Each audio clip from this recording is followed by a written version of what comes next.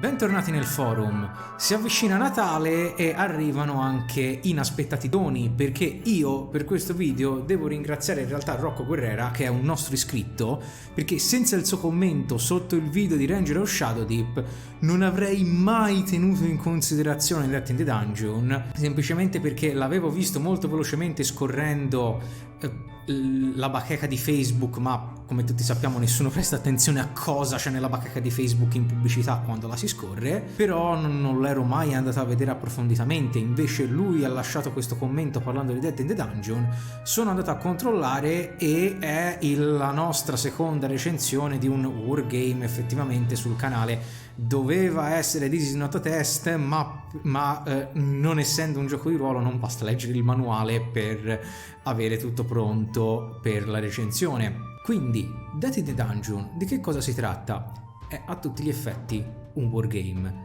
Credo, nella mia esperienza, il più semplice, rapido e veloce che abbia mai visto. L'idea è molto semplice. Due parti si incontrano all'interno o all'uscita di un dungeon e ovviamente nessuno dei due vuole lasciare quello che ha trovato, quello che si potrebbe trovare nel dungeon agli altri. Cosa fareste se nelle vostre campagne trovaste un altro party che vuole rubare il vostro loot?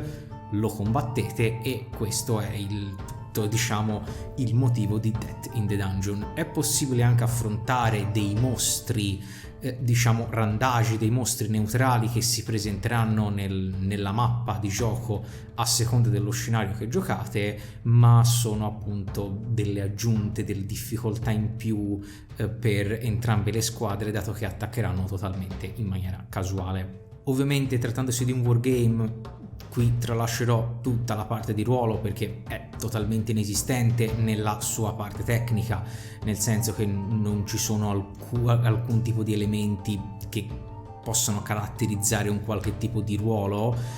Nulla vieta però che voi create le vostre campagnette con varie partite in cui in un qualche modo date una personalità al vostro party o ci narrate dietro un qualche tipo di storia. Volendo, credo potrebbe essere anche usato in alcuni casi per sostituire veri e propri combattimenti in giochi di ruolo più difficili, se proprio volete, ma comunque l'intera struttura del gioco si baserà in una singola partita molto in realtà veloce, una mappa non troppo grande, quindi non vi ci vuole neanche troppo manuale per crearla.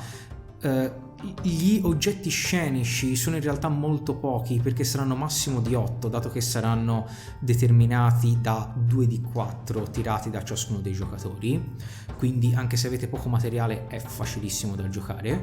Due parti creati dai due giocatori secondo un valore in denaro che entrambi decideranno all'inizio. Ogni determinata classe costerà a seconda di quanto è potente. Ogni classe infatti ha un power level indicato da un dado, costerà quindi più o meno. Poi dovremo scegliere la nostra armatura, la nostra arma. Nel caso il vostro personaggio sia uno stregone, dovrà scegliere anche fino a 2 incantesimi che costeranno comunque soldi. Sono estremamente potenti dato che colpiscono in automatico e possono essere usati una sola volta a partita, quindi possono cambiare effettivamente le sorti del combattimento. Il sistema di gioco è disarmante da quanto è semplice, lo dico in maniera positiva, perché semplicemente l'iniziativa sarà data dai power level, dai valori di potere di ogni personaggio del party. Chi a seguito dei tiri di iniziativa avrà ottenuto il tiro più alto attiverà una delle sue miniature per primo. A questo punto si passerà all'avversario e così via finché non hanno giocato tutte le miniature. Ogni personaggio può letteralmente fare 2 sole azioni, movimento e un'azione che è generalmente attacco o lanciare una magia. Nel caso del combattimento semplicemente si dovrà contrapporre il tiro del dado del livello di potere del personaggio contro quello dell'armatura che è anche questa indicata da un dado del personaggio che difende. Nel caso vinca l'attaccante si infliggeranno i danni e il difensore verrà spinto indietro di un tot di centimetri. Questa è letteralmente tutta la struttura del gioco, non dico di più semplicemente perché potreste a questo punto se no giocarlo quasi senza neanche comprare il manuale.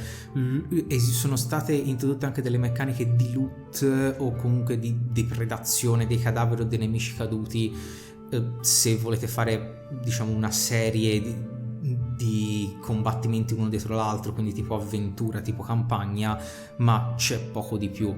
C'è una classe di equipaggiamento, forse si potrebbe dire che sono un po' poche, ma in realtà non è quello veramente il senso, non è averci una grandissima varietà e nulla vieta a voi di inserire tutti gli elementi che preferite, dato che basterà semplicemente assegnare un dado a qualcosa. Quindi io sinceramente lo consiglio perché è velocissimo, è veramente rapido, facile da apprendere, il manuale è veramente minimale e basilare, quindi non si perde neanche troppo tempo a pensare a eventuali build e strategie, perché veramente si fa in pochi attimi anche le schede dei personaggi. È un buon passaggio secondo me, esattamente come il Ranger of Shadow Deep, anzi forse meglio di Ranger of Shadow Deep, da un GDR a un wargame, nel senso che non si sente sicuramente la presenza del ruolo appunto, ma è velocissimo da giocare e siete comunque in un ambiente conosciuto del fantasy e nulla vi vieta, visto che non ha un merchandise ufficiale, comunque di utilizzare qualsiasi tipo di miniatura che voi vogliate, qualsiasi sia la scala o la provenienza, quindi potete tranquillamente utilizzare il materiale che avete già per altri giochi fantasy o i classici per D&D che si trovano un po' ovunque, anche magari a meno di miniature ufficiali, ecco. Quindi in sostanza, se volete provare dei primi passi verso il wargame, questo è sicuramente uno dei titoli consigliabili, soprattutto per la sua semplicità. Il gioco è originariamente stato ideato e sviluppato da Neu, ok, è scritto qua sopra, se qualcuno mi può aiutare a capire come si pronuncia, e comunque è poi distribuito in Italia in italiano dalla Terra dei Giochi. Tra l'altro sono state tradotte in italiano anche delle avventure, diciamo delle mini campagne che possono essere tranquillamente giocate per D&D The Dungeon, con delle ambientazioni anche un pochino particolari se non ricordo male. Anche il prezzo è abbastanza abbordabile per quanto almeno ho visto io, quindi credo che sia appunto un gioco altamente consigliabile se vi interessa il genere. Comunque, detto questo, io spero che questo video vi sia piaciuto, vi invito a condividere, a mettere mi piace, passare dalle altre pagine social, abbiamo una pagina Facebook, Instagram e anche un gruppo di Telegram se volete fare due chiacchiere con noi più in privato, diciamo. Francesco dal Forum Sententiam, chiudo.